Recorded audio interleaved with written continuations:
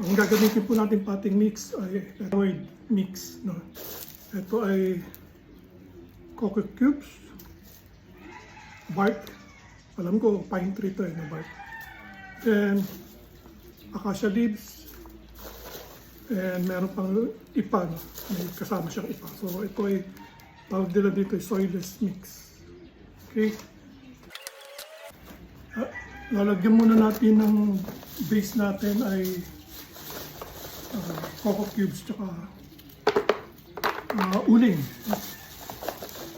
So para hindi mababad yung ugat niya, no? Sa tubig.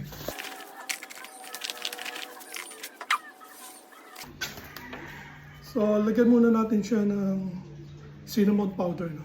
Para anti-fungal tsaka antibacterial.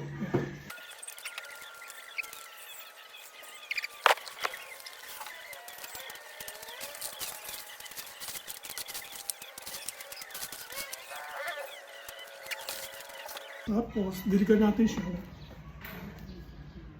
Lagyan natin ng yung tubig.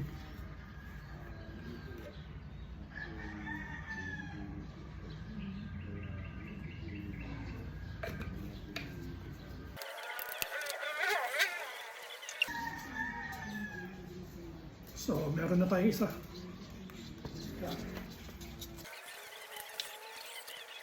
Okay, pangalawa.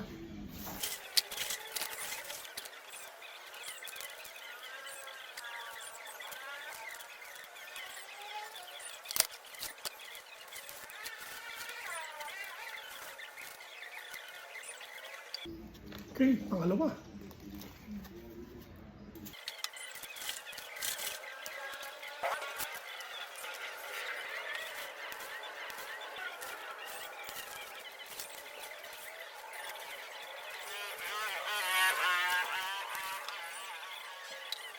Yan, pangatlo.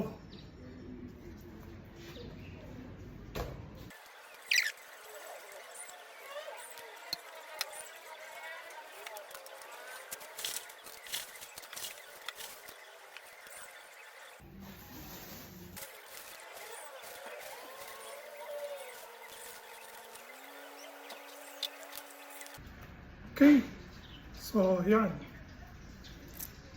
Mga apat na pa rin tayo ngayon. Okay.